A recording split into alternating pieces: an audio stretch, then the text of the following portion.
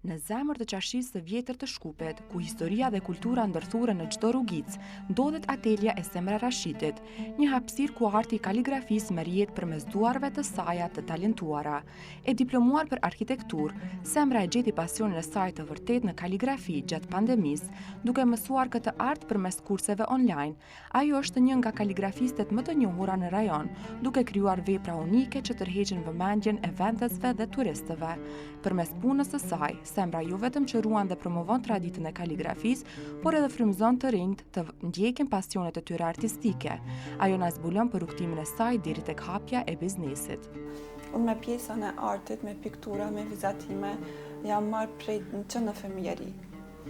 Po, kohë pas kohë, e kom zhvillu të vetja dal nga dal, vetë pa marrë ndonjë përkrahje profesionale, dhe e pata një avantazh, mund të them, kur filloi pandemia, se u mbyllën shkollat dhe atë periudhë nuk kishim domethënë ndonjë obligim që të fokusohemi në fakultet apo në mësime, në studime. Kjo ishte një plus për mua që fillova t'ja bëj vetës si kusht që më së pakti 6 orë gjatë ditës të vizatoj. Domethënë këtë e bona si kusht ndaj vetës, çdo ditë mora që të vizatoj vendet e famshme të cilat janë në botë, disa mrekulli që janë në botë, ata fillova të vizatoj. Po këta vizatime nuk ishin më vizatime sikur si në fëmijëri, po ishin vizatime pak më të detalizume. Qëllimi i detaleve ishte që domethënë të fokusohen pak më shumë në vijat, vijat mos jenë vetëm të drejta, po të jenë pak më të lakuara, edhe ajo ishte që më orientoj që të vizatoj pak më mirë. Domethënë ndryshimi i vijave, ndryshimi, fokusimi në detale të shumta, kjo ishte një plus i madh që unë të përparoj në këtë pjesë. Sa ku kaloi që nga hapja e lokalit tënd si erdhi në fakt si u zhvillua i gjithë talenti yt deri në hapjen e lokalit këtu në Qarshinë e vjetër? Për pjesën e lokalit kam pas ideja. Po e kisha vetë besimin jo aq të mjaftueshëm që ta hapi një lokal, për shkak se nuk kishte ndonjë lokal të ngjashëm në Qarshi që ta hapi unë. E pash se Qarshia është duke marrë një kahje tjetër, kishte vetëm kafe, artari dhe ndal nga dal edhe vitet si shkonin zanatet e vjetra filluan që të humben. Edhe pse zanati im ishte diçka fillim në Qarshi, diçka e re në Qarshi, unë domethënë e kisha idejen, po këtë ide që e prunoj në proces ishte familja. Me ndihmën e familjes erdha deri tash këtu ku jam. Më thonë, po mos të ishin ato ndoshta edhe nuk do e kisha vetbesimin e mjaftueshëm për të hap një lokal të tillë.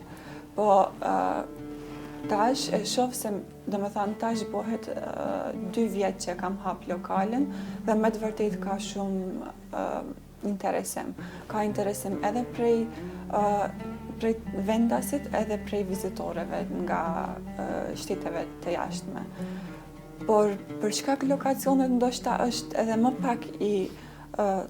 pak i frekuentuar, më pak shihet dyqani. Ka prej vizitorëve që thonë unë isha para një kohë këtu në Shkup, po nuk e pash këtë lokal, më vjen mirë që e pash tash, edhe e di tash do ju tregoj edhe tjerëve. Në fakt mbështetja më e madhe gjithmonë fillon nga familja dhe ja që kjo është një të themi historie suksesi ku familja ka mbështetur një talent të ri në familje dhe tashmë t'i gëzon lokalin dhe që të gjithë qytetarët, vizitorët, turistët e ndryshëm mund të shërbehen me të gjitha punimet tuaja mjaft profesionale dhe mjaft të bukura që i krijon. Çfarë nënkupton kaligrafia për ju? Është një art që daton nga periudat e lashta që ka të bëjë pak a shumë edhe me periudhën dhe me qëllimet fetare, kulturore, po ashtu edhe estetike. Si e percepton ti si artiste këtë të themi art? Kaligrafia po daton prej shumë më herët, në histori. Ka disa lloje të kaligrafisë, të ndahen kaligrafia evropiane, kaligrafia islame dhe kaligrafia moderne. Normal ka edhe disa lloje të kaligrafisë. Kaligrafia tani që përdoret më shumë është kaligrafia moderne. Në disa aspekte kaligrafia përdoret sikur kaligrafia abstrakte dhe në disa raste përdoret në fjalë që kanë kuptim, në quotes mund të themi. Kaligrafia është bukur shkrim. Domethënë ndonjëherë kaligrafia më duket sikur një dans, një art i dansit të shkronjave ndërmes vete, që lidhen dhe në fund e tregojnë një kuptim shumë më të mira, shumë më të bukur, pa. Se ndryshe kemi ta shkruajmë një fjalë që ka kuptim, po ndryshe edhe kur ta shkruajmë me kaligrafi. Ajo përveç se ka kuptimin e vet të bukur, e merr edhe estetikën e saj të bukur. Kaligrafia islame është e përdorur prej shumë më herët, domethënë janë shkruajt, të themi, në perandorin osmane janë shkruajt letra mes sultanëve të asaj kohe, kurse tash, domethënë, përdoret pak më shumë për shkrimin e ajeteve kuranore, bukurshkrimi i atyve.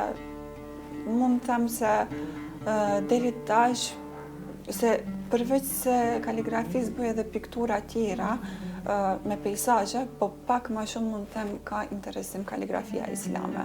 Se përveç shkronjave aty bëhet një zbukurim me të gjithë pikturën dhe shkronjat dhe thënia ato janë vetë se e kanë kuptimin e tyre.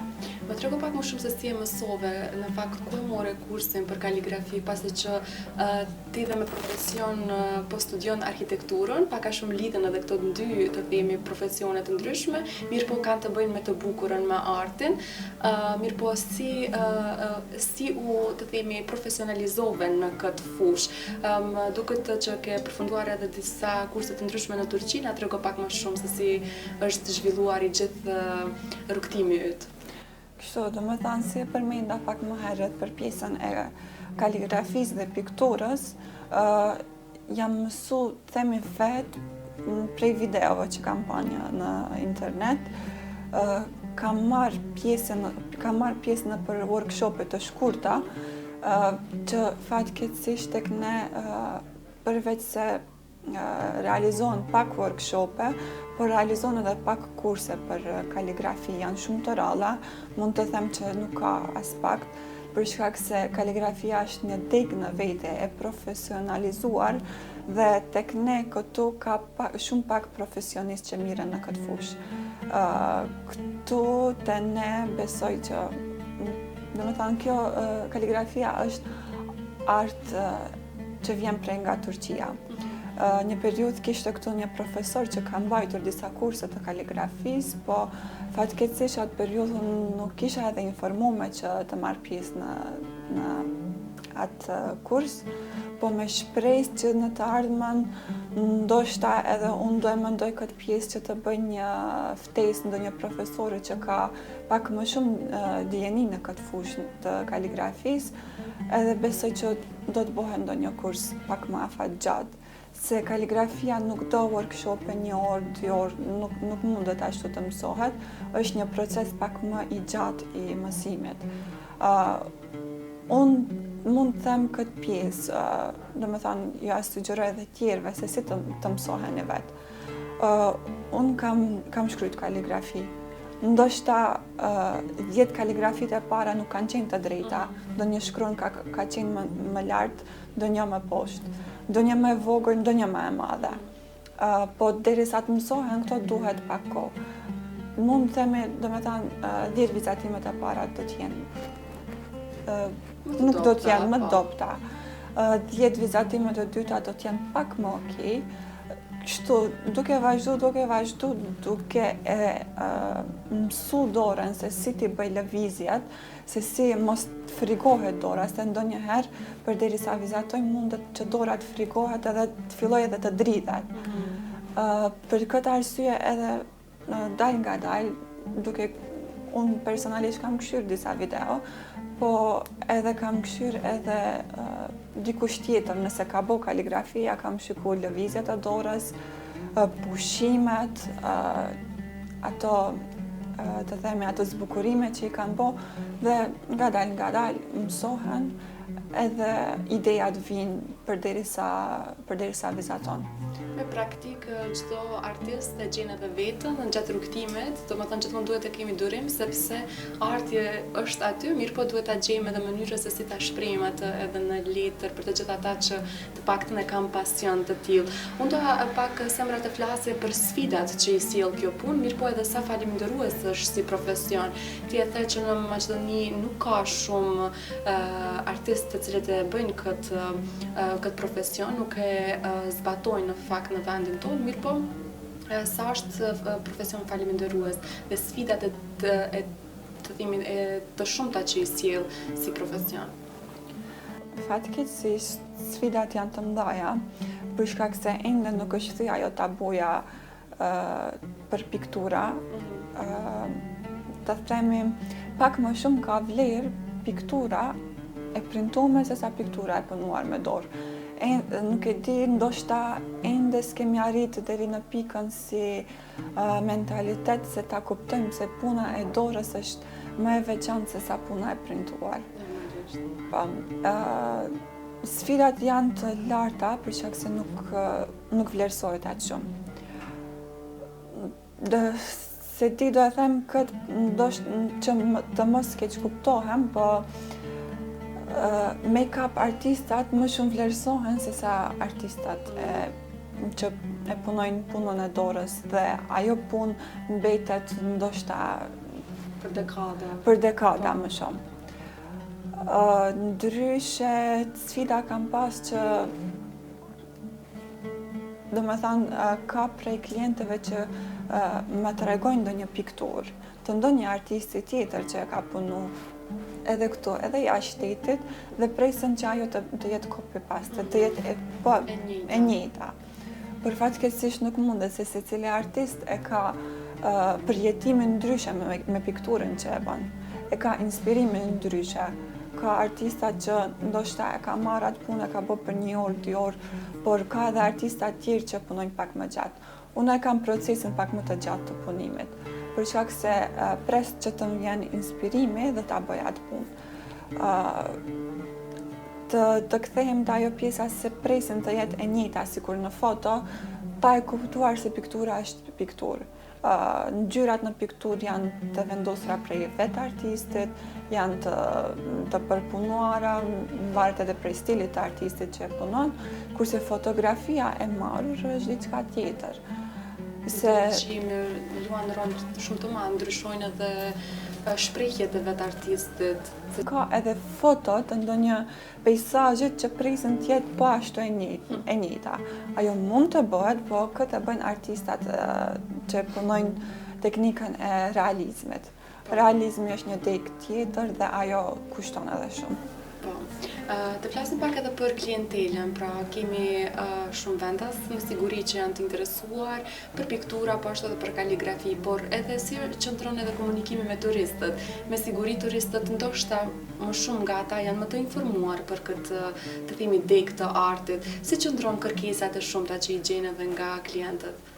Vizitorët prej jashtë, turistët, kur vinë edhe kur shohin të marrin disa sende që janë pak më fleksibile për të marrë jashtë shtetit. Diçka të vogël, me shkrime, përderisa e zgjidhin një produkt që do ta marrin, ata mendojnë se unë do e bëj një shkrim vetëm të thjeshtë, kështu me, por kur ja fillojmë ta bëjmë me kaligrafi, habiten dhe është, domethënë, është një send që besoj, është një art, të themi, që nuk kanë hasë më herët në atë art. Dhe habiten, e vlerësojnë më shumë se sa duhet, dhe kjo më jep feedback pozitiv mua.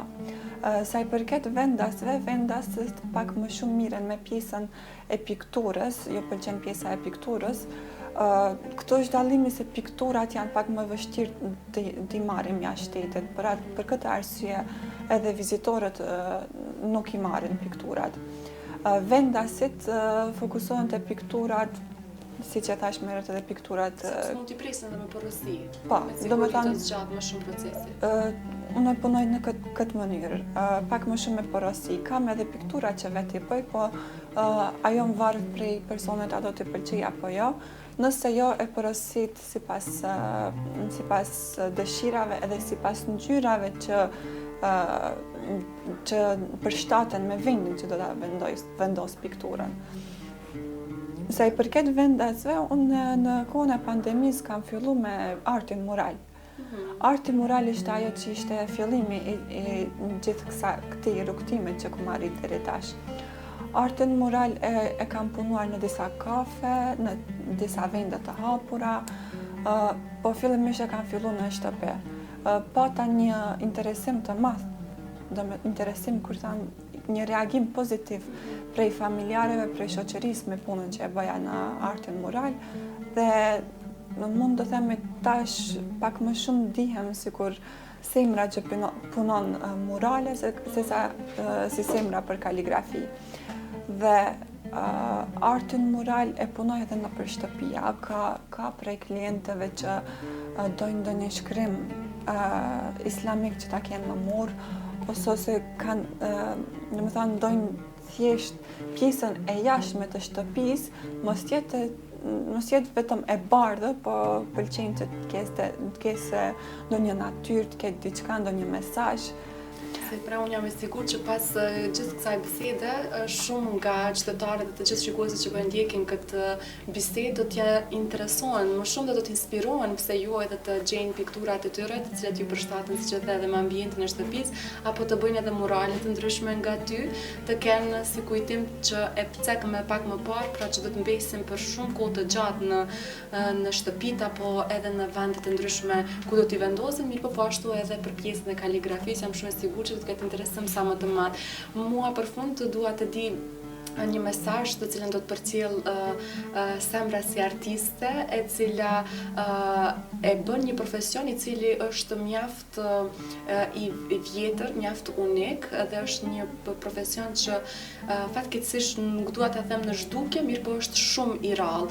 Cili do të ishte mesazhi yt për ta ruajtur këtë trashëgimi kulturore të cilën ti sot e gëzon si profesion?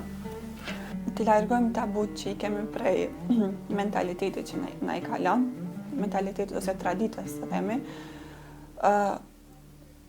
mos të izolohemi me mendimet e tjerëve, po ta shikojmë vetveten se vetvetja është më me rëndësi. Mos të lejojmë që dikush të na I hup ngjyrat tona që I kena brenda vetes, se ngjyrat tona janë ato që na përsosin. Dhe kisha sugjeru që të rinjt mos ta bëjnë punën që e dojnë. Se kur e punon punën që e dojnë, ti në fakt nuk punon, dhe mos të nënshtrohemi në fjalët që thonë po puna që e dua unë nuk është e vlerësuar, nuk ka mjete financiare. Padyshim kur ta fillojmë ta bëjmë punën që e dojmë dhe kur ta bëjmë ato me shumë përkushtim dhe me shumë dëshirë, me shumë dashuri. Dhe ka sakrifica. Dhe patjetër që ka sakrifica, po ato sakrifica kalohen me kohë. Dhe domethënë duhet ta dëgjojmë në zonën e mbrëmshëm që e kemi, që ta punojmë, ta bëjmë atë që e duam dhe mos ta lëmë pa marrë parasysh sakrificat që I kemi, nuk duhet ta lëmë atë punë që e dojmë. Nëse dojmë që ta njëjtën mos punojmë, duhet ta bëjmë këtë sakrifica për punën që e dojmë. Në një botë gjithnjë më të digitalizuar, ku shpejtësia shpesh zëvendëson thellësinë, Semra Rashidi na kujton rëndësinë e durimit, përkushtimit dhe pasionit në krijimin e artit.